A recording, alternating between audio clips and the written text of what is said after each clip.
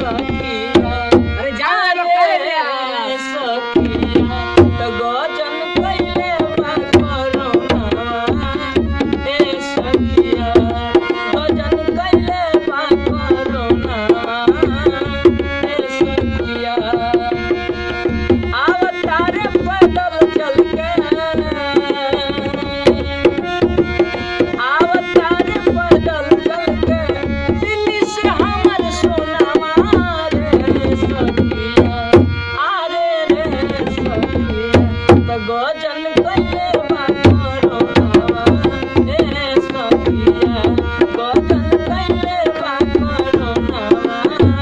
ए सखिया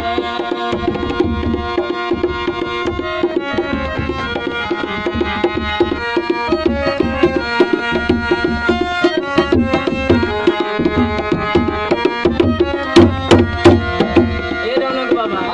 और अतिया कहती है का कहती है घर से ले गइले तमन खादौ है आवे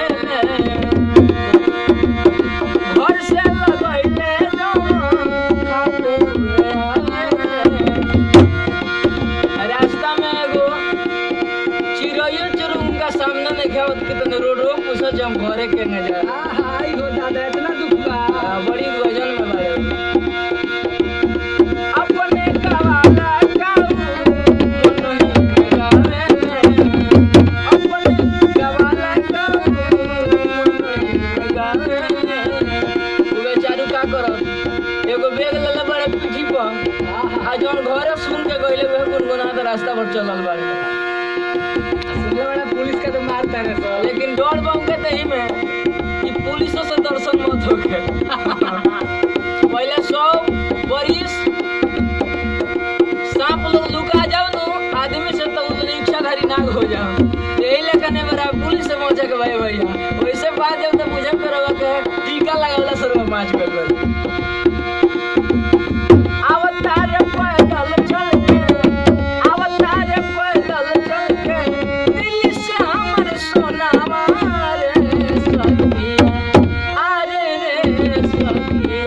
तो गजन कइले बा कोरोना रे सखिया गजन कइले बा कोरोना रे सखिया गजन कइले बा कोरोना रे सखिया गजन कइले